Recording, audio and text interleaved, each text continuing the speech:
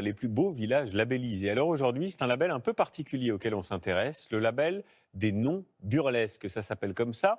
Vous allez comprendre pourquoi. Jian Benzina et Julien Babsa nous racontent l'origine de ces drôles de noms. On peut dire ça comme ça.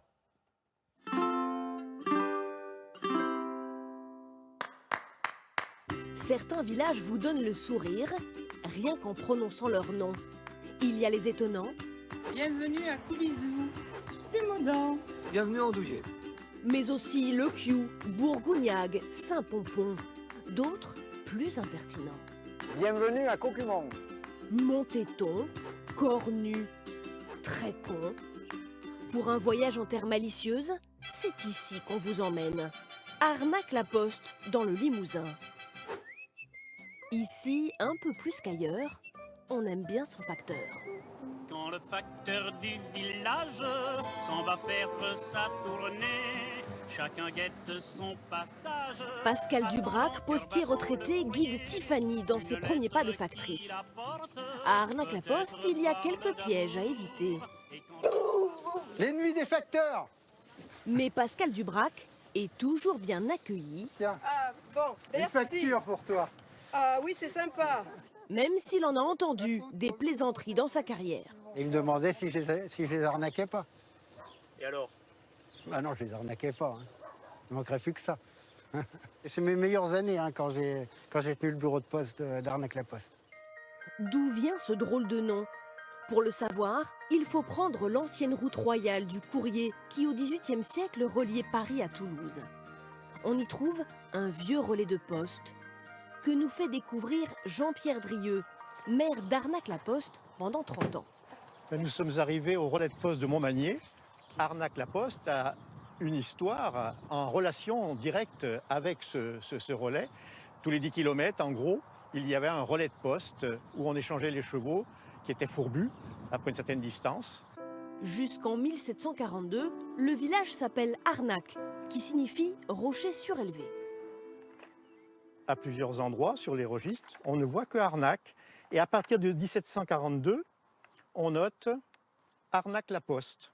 Et pourquoi la Poste a été adjointe à Arnaque? Tout simplement parce qu'il y avait d'autres arnaques dans le secteur. Et pour éviter la confusion au niveau de la distribution du courrier, on nous a adjoint la Poste parce que nous avions ce relais de poste sur la commune d'Arnaque-la-Poste. Poste d'Arnaque-la-Poste, bonjour.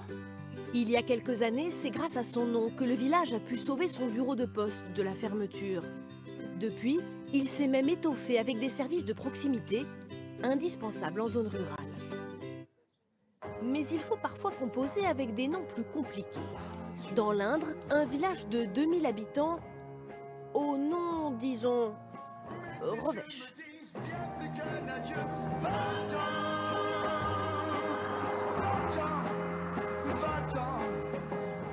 Jeanne Thibault, pompiste de 91 ans, en sait quelque chose. Bonjour monsieur. Madame Thibault, bonjour, vous allez bien? Ça va et vous? Écoutez, avec le soleil. Depuis 50 ans, elle a beau soigner la qualité du service, ce n'est pas toujours ce que retiennent les clients de passage. On est où? Alors je disais va-t'en. Il me faisait répéter 2 fois en disant bon, pardon. Les gens se disaient que vous étiez pas aimable? Elle disait ben, vous n'êtes pas gentil. Alors, est-ce qu'à Vatan, plus qu'ailleurs, il faut avoir le sens de l'humour? Oui, peut-être. Peut-être parce qu'on nous le fait très très souvent. C'est un nom qui fait qu'on retient en fait les choses. Mais du coup, c'est vrai que c'est plus sympa. On a une originalité, donc autant en profiter. On est bien à Vatan. Ah, on est bien à Vatan. Mais il y a quand même des détails auxquels on ne pense pas. Lorsqu'il est devenu maire de Vatan, Philippe Métivier ne s'attendait pas à devoir surveiller les panneaux de la ville, comme celui-ci. Celui-là, on le protège. C'est le dernier. Il faudra prévoir d'en refaire d'ailleurs. Et les autres? Les autres sont partis. Ils sont certainement chez des personnes qui ont trouvé qu'il y avait de l'humour dans cette pancarte. On en avait 20.